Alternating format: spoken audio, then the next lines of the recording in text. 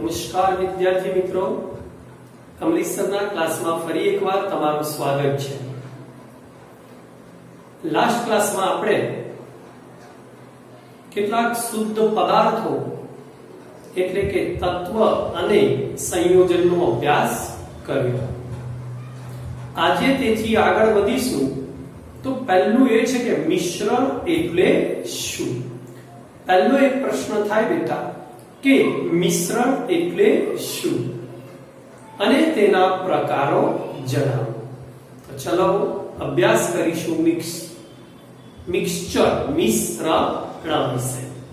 Okay, તો પહેલું મિશ્રણ એટલે શું બેટા? તો મિક્સચર કહેવાય છે અંગ્રેજીમાં તો જ્યારે બે કે તેથી વધુ પદાર્થોને એકબીજામાં આ શબ્દ યાદ રાખીશું ગમે તે પ્રમાણમાં મિશ્ર કરવામાં આવે છે અથવા થાય ત્યારે તેને મિશ્રણ કહે છે। ફરી એકવાર બે ઓછામાં ઓછા બે પદાર્થ કે તેથી વધુ પદાર્થો જ્યારે એકબીજામાં ગમે તે પ્રમાણમાં મિશ્ર થાય ત્યારે તે મિશ્રણ બનાવે છે। મિત્રો આ મિશ્રણના બે પ્રકાર પડે છે, એક સમાંગ મિશ્રણ, બીજું વિસમાંગ મિશ્રણ। સમાંગને આપણે હોમોજીનિયસ કહીશું અને વિસમાંગને આપણે હિટરોજીનિયસ તરીકે ઓળખીશું। પહેલું સમાંગ મિશ્રણ એટલે શું? હવે બરાબર ધ્યાન આપીશું મિત્રો। બરાબર એક ઉદાહરણ લઈને તમને સમજાવો કે એક સરસ મજાના ગ્લાસની અંદર પાણી ભર્યા બાદ તેમાં મીઠું નાખી અને તમે ડિઝોલ્વ અથવા ઓગાળી નાખજો। શું થાય છે? શું હવે એ ઓળખી શકાય છે કે પાણીની અંદર મીઠું નાખ્યું છે? નરી આંખે ઓળખી શકાય છે? ના।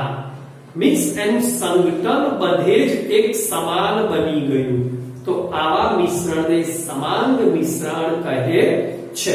તો વ્યાખ્યા શું? તો જ્યારે ઘટકો કેટલા બે કે તેથી વધુ ઘટકો એકબીજામાં સંપૂર્ણ રીતે મિશ્ર થાય અને તેમનું સંગઠન બધે જ એક સમાન હોય। યાદ રાખીશું, સંપૂર્ણ રીતે મિશ્ર થાય અને તેનું સંગઠન બધે જ એક સમાન હોય તો તેવા મિશ્રણને સમાંગ મિશ્રણ કહે છે। ઓકે, હવે આપણે ઉદાહરણ જોઈએ તો બેટા બધા જ દ્રાવણો એ સમાંગ મિશ્રણ બનાવે। યાદ રાખજો, બધા જ દ્રાવણો એ સમાંગ મિશ્રણ બનાવે। તો ખાંડનું દ્રાવણ, મીઠાનું દ્રાવણ, હવા એ પણ એક મિશ્રણ છે બેટા કે નાઇટ્રોજન અને ઓક્સિજન ધરાવે છે તો હવા એ પણ એક મિશ્રણ છે। વધુ આના પ્રકારો આપણે 12 સાયન્સમાં એક ચેપ્ટર આવે છે યુનિટ 2 દ્રાવણો, એમાં અભ્યાસ કરીશું। તો બધા પ્રકારના દ્રાવણો એ સમાંગ મિશ્રણ છે, બંને એકબીજામાં મળી અને એનું સંગઠન બધે જ એક સમાન થાય છે। નંબર 2 વિસમાંગ મિશ્રણ એટલે શું? તો બરાબર યાદ રાખીશું, મેઇન તફાવત શું? સંગઠન બધે એક સમાન, તો આમાં સંગઠન બધે જ એક સમાન હોતું નથી। હું તમને સમજાવું મિત્રો। એક પાત્રમાં મીઠું લઈ લીધું આપણે અને એની અંદર નદીની આપણે રેતી નાખી અને બંનેને મિશ્ર કરી દીધા। શું તમે નરી આંખે જોઈને કહી શકશો કે આ બે ઘટકો છે? હા। એમ પૂછવામાં આવે કે ભાઈ ચલો આમાં મીઠું છે કે નહીં, તો નરી આંખે કહી શકાય। નદીની રેતી છે કે નહીં, તો હા આપણે જોઈને કહી શકીએ। મીન્સ સંગઠન બધે જ એક સમાન હોતું નથી। બીજી વાત કે સંગઠન બધે જ એક સમાન, શું રેતી એ મીઠામાં બધે એક સમાન ભળેલી હશે? ના। કેટલીક જગ્યાએ વધારે પણ હોઈ શકે, કેટલીક જગ્યાએ ઓછી પણ હોઈ શકે। તો સંગઠન બધે જો એક સમાન ન હોય તો તેને વિસમાંગ મિશ્રણ કહે છે। દાખલા તરીકે ખાંડ અને મીઠાનું મિશ્રણ કરો। આપણે જાણીએ છીએ બેટા કે જ્યારે આપણે કઠોળ અથવા અનાજ ઘરમાં લાવીએ છીએ ત્યારબાદ તેમાં કેટલીક વખતે કાંકરા જોવા મળે છે અથવા માટીના કણો પણ રહેલા હોય છે, તો એ એક વિસમાંગ પ્રકારનું મિશ્રણ છે. ઓકે, બે પ્રકાર જોયા, સમાંગ અને વિસમાંગ. હવે મારે એમ કહેવું છે કે આ સમાંગ અને વિસમાંગને જે મિશ્રણ બન્યું એને મારે કેટલીક ચોક્કસ પદ્ધતિઓ વડે અલગ કરવા છે. તો શું કરી શકાય? હા, આપણે જાણીએ છીએ કે ભાઈ અનાજની અંદર કોઈ કાંકરા કે માટીના કણો હોય તો આપણે શું કરીએ છીએ? વીણીને દૂર કરીએ છીએ હાથ વડે. તો પહેલું હાથ વડે વીણીને દૂર કરી શકાય, જે નરી આંખે દેખાય એને. પણ પાણીમાં ખાંડ હોય અથવા મીઠું હોય અને એને દૂર કરવી હોય તો એ વીણાય થોડું. તો ઘણી બધી પદ્ધતિ છે. ધારો કે તમે ચા મૂક્યો છે તો ચાની અંદર તમે શું નાખ્યું છે? ખાંડ પ્લસ ચાનો ભૂકો. તો અલગ કરી શકાય? હા. કેવી રીતે? ગારણ કરીને અલગ કરી શકાય ચાના ભૂકાને. નંબર 2. નંબર 3 બેટા સ્ફટિકીકરણ, જેનો આપણે આગળ ઉપર અભ્યાસ કરવાનો છે, જેને ક્રિસ્ટલાઇઝેશન કહેવાય. ક્રિસ્ટલાઇઝેશન એટલે સ્ફટિકીકરણ અને નિસ્યંદન, આના બી પ્રકાર આવશે જેનો આપણે આગળના ચેપ્ટરોમાં અભ્યાસ કરવાનો છે, જેને ડિસ્ટિલેશન કહેવાય. ડિસ્ટિલેશન પદ્ધતિઓ વડે આપણે મિશ્રણને અલગ કરી શકીએ છીએ.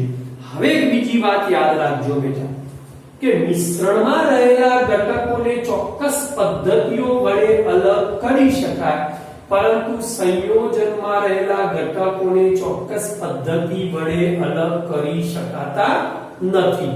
મેં આ લાસ્ટ ક્લાસમાં સરસ મજાની ચર્ચા કરેલી છે. તો આને અલગ કરી શકાય. કોને? મિશ્રણને. કોને નથી કરી શકાતા? તો સંયોજનને અલગ કરી શકાતા નથી. એના માટે રાસાયણિક પદ્ધતિઓની જરૂર પડે. ઓકે, હવે નંબર 2 કે ભાઈ દ્રવ્ય, આપણે મેટરની ચર્ચા કરીએ છીએ તો આ દ્રવ્ય કેટલાક ગુણધર્મો, તો પ્રોપર્ટીઝ ઓફ મેટર, દ્રવ્યના કેટલાક ગુણધર્મો જોઈએ. તો દ્રવ્ય છે ને એ કેટલાક વિશિષ્ટ કે લાક્ષણિક ગુણધર્મો ધરાવે છે. હવે કયા વિશિષ્ટ કે લાક્ષણિક ગુણધર્મો એના કયા બેટા, એની ચર્ચા સરસ મજાની કરીએ છીએ. અને આ લાક્ષણિક ગુણધર્મોને આધારે તેના બે પ્રકાર પડે છે. એક ભૌતિક ગુણધર્મો, બીજા રાસાયણિક ગુણધર્મો. હવે ભૌતિક ગુણધર્મો એટલે શું અને રાસાયણિક એટલે શું? તો ભૌતિક ગુણધર્મો એટલે પદાર્થનું સંઘટન બદલ્યા વગર અથવા એની ઓળખ બદલતો નથી, જે ગુણધર્મો માપી શકાય અથવા અવલોકી શકાય. દાખલા તરીકે બરફ અને પાણી, બંનેનું સૂત્ર તો H2O જ છે. સમજો, H2O જ લખાય, આ બી H2O લખાય, પણ આ બરફ છે તો સોલિડ અને પાણી છે તો લિક્વિડ. એનું સંઘટન બદલતો નથી. તો જે ગુણધર્મો સમજી લેજો બેટા, પદાર્થનું સંઘટન બદલ્યા વગર માપી શકાય અથવા અવલોકી શકાય તેને તેના ભૌતિક ગુણધર્મો કહે છે. નંબર 2, એના ઉદાહરણ કયા બેટા? તો રંગ, વાસ, ગલન બિંદુ, ઉત્કલન બિંદુ, ઘનતા વગેરે એના ભૌતિક ગુણધર્મો છે. તો રાસાયણિક ગુણધર્મો કયા દીકરા? તો જેના માપન માટે રાસાયણિક ફેરફારની જરૂર પડે તો તેવા ગુણધર્મોને રાસાયણિક ગુણધર્મો કહે છે.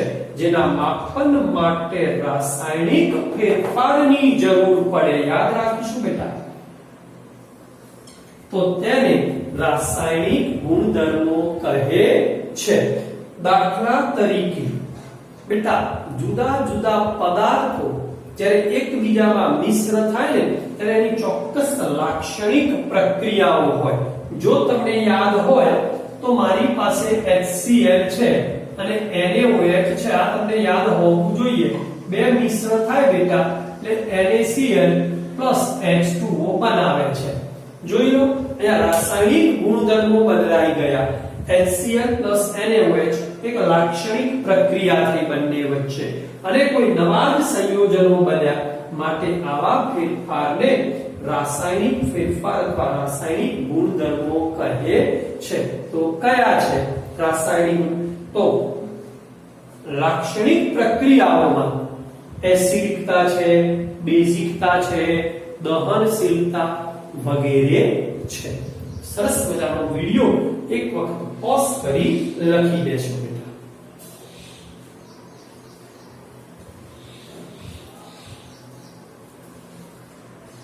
હવે જોઈશું દ્રવ્યનું માપન તો દ્રવ્યના એવા કેટલાક ગુણધર્મો છે કે જે જથ્થા ઉપર આધાર રાખે છે કે તો લંબાઈ એનું ક્ષેત્રફળ એનું કદ વગેરે મીન્સ દ્રવ્યના ઘણા બધા એવા ગુણધર્મો છે કે જે દ્રવ્યના જથ્થા ઉપર કે જથ્થાત્મક હોય છે તો આવા ગુણધર્મોને કેવી રીતે માપન કરી શકાય તેનો ખ્યાલ આપણે મેળવીશું તો આવા જથ્થાત્મક ગુણધર્મોના માપન માટે બે વસ્તુની જરૂરિયાત પડે બરાબર યાદ રાખજો એક ચોક્કસ સંખ્યા અને બીજો એકમ તો યાદ રાખીશું બેટા કોઈ પણ જથ્થાત્મક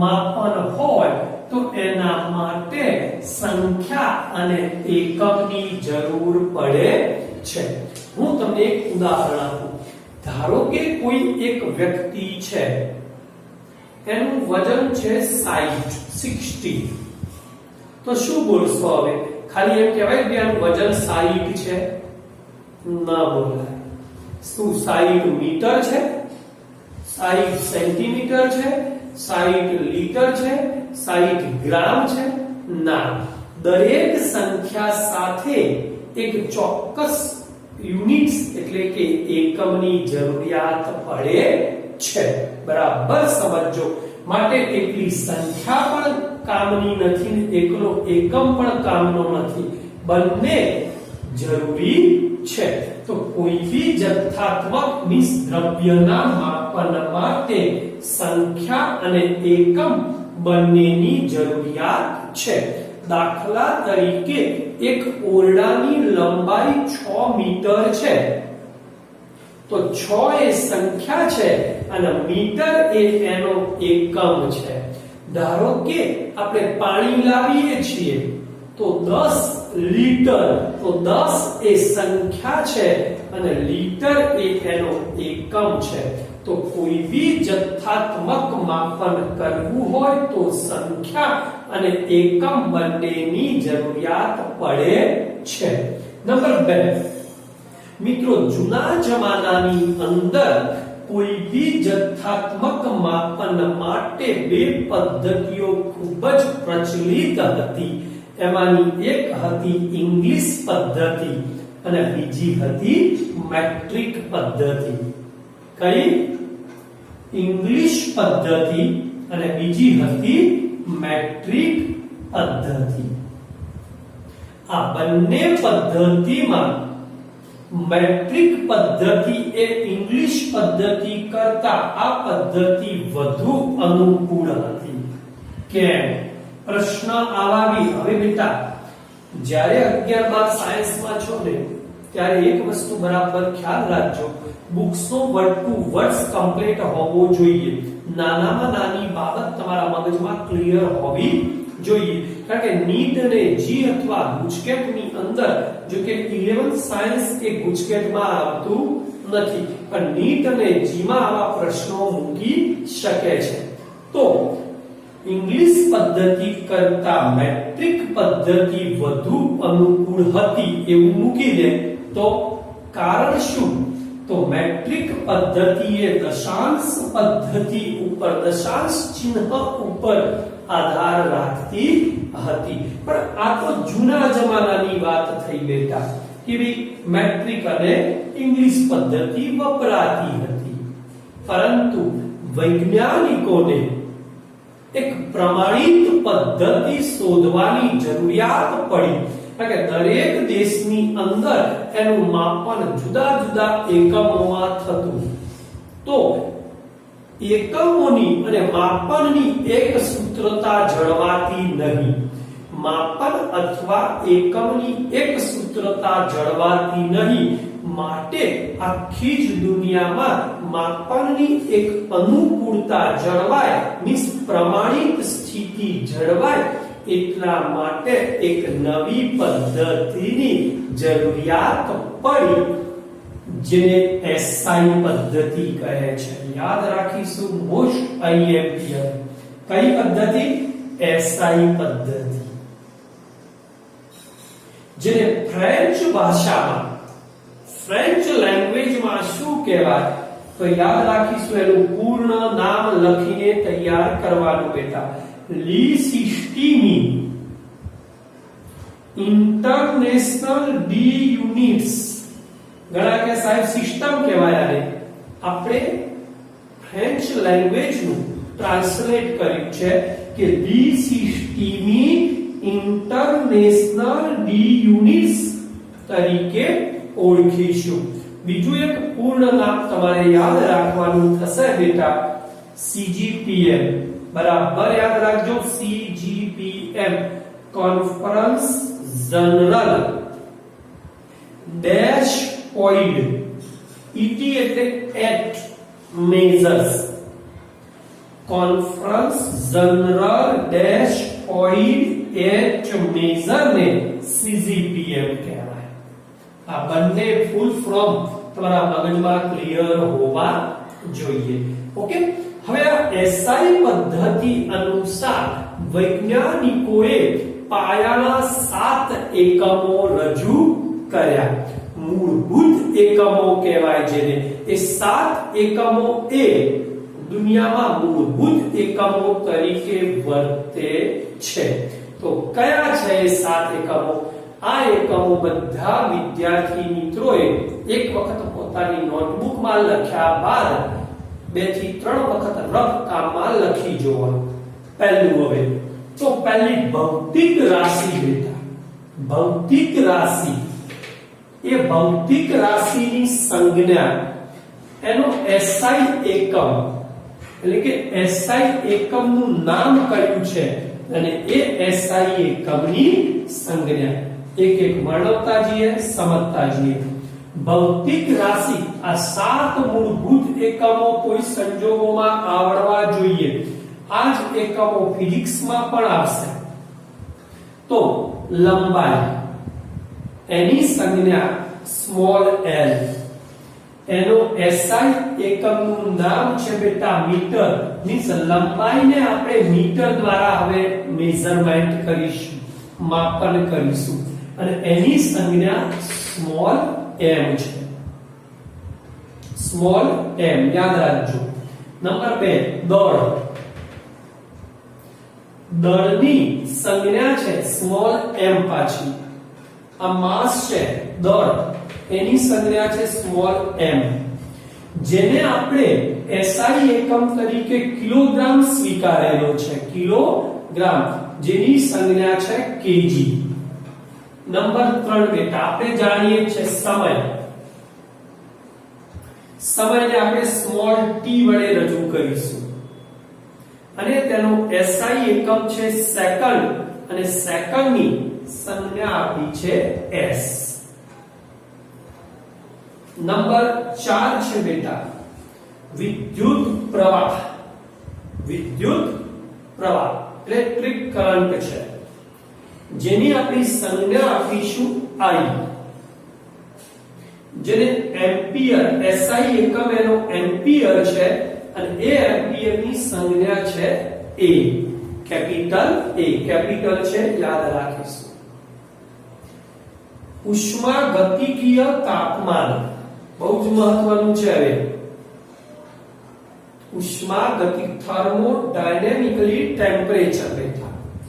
જેની સંજ્ઞા છે કેપિટલ ટી, આ કેપિટલ છે આ સ્મોલ છે, યાદ રાખીશું બરાબર દીકરા. કેપિટલ ટી છે જેનો આપણો SI એકમ છે કેલ્વિન અને જેને કેપિટલ K વડે રજૂ કરીશું, કેપિટલ K વડે. પદાર્થનો જથ્થો બેટા એને સ્મોલ n કહીશું, જેની SI એકમ છે મોલ અને સંજ્ઞા પણ મોલ લઈશું. પ્રદીપ્ત તીવ્રતા જેને આપણે જ્યોતની તીવ્રતા કહીશું, જેની સંજ્ઞા છે IV અને જેનો SI એકમ છે કેન્ડેલા અને SI એકમ કેન્ડેલાની સંજ્ઞા છે CD. હવે ઘણાને એમ થાય કે સર આ તો તમે બોલી ગયા, યાદ કેવી રીતે રાખવું? તો યાદ રાખવા માટે ફોર માય વી બેટા અહીંયા હું આ રીતે યાદ કરું છું. પહેલો બધાનો પહેલો M K S A K C D CD mall, K CD mall યાદ રાખવા માટે M K S A K CD mall. M for meter, K for kilogram, S for second, A for ampere, K for Kelvin, CD for candela, mol. યાદ રાખજો બરાબર. M K S A K CD mall મુખ્યત્વે 7 પાયાના SI units most IMP બેટા કયા છે? લંબાઈનો, ભૌતિક રાશિ, લંબાઈ, દળ, સમય, વિદ્યુત પ્રવાહ, ઉષ્માગતિકીય તાપમાન, પદાર્થનો જથ્થો અને પ્રદીપ્ત તીવ્રતા. હવે એમ પૂછી લાગે કે પ્રદીપ્ત તીવ્રતાની સંજ્ઞા શું? તો IV તરત આવડવી જોઈએ. ભાઈ કેપિટલ T સંજ્ઞા કોની? તો ઉષ્માગતિકીય તાપમાનની. સ્મોલ t સંજ્ઞા કોની? તો મિત્રો સમયની. સ્મોલ m સંજ્ઞા કોની? તો મિત્રો દળની. જ્યારે SI પદ્ધતિમાં સ્મોલ n સંજ્ઞા m સંજ્ઞા કોની? તો મીટરની આવડવું જોઈએ. છેલ્લું આ તો 7 પાયાના એકમો હતા બેટા. એમાંથી ઘણા બધા એવા એકમો છે કે જેને કહેવાય ઉપજાવેલા, ડિરાઇવ્ડ, એમાંથી ઉત્પન્ન થયેલા, એમાંથી બનાવેલા, એમાંથી ડિરાઇવ્ડ કરેલા ઉપજાવેલા એકમ. તો ઉપજાવેલા એકમ એટલે શું? તો મૂળભૂત રાશિમાંથી આ જે 7 મૂળભૂત રાશિઓ છે એમાંથી બનાવેલા અથવા ઉપજાવેલા એકમને ઉપજાવેલ એકમ કહે છે. દાખલા તરીકે ઝડપ, કદ, ઘનતા વગેરે આ બધા વિશે હું આગળના લેક્ચરમાં સરસ મજાનો અભ્યાસ કરાવીશ. તો આગળના લેક્ચરમાં આપણે ઉપજાવેલા એકમ અને આ દળ, લંબાઈ, કદ શું છે, કેવી રીતે છે, એની સંજ્ઞા શું, એના એકમો શું વગેરેનો વધુ વિગતે અભ્યાસ આપણે આના પછીના લેક્ચરમાં કરીશું. તો ત્યાં સુધી અમરીશ સરને રજા આપશો. જય શ્રી કૃષ્ણ.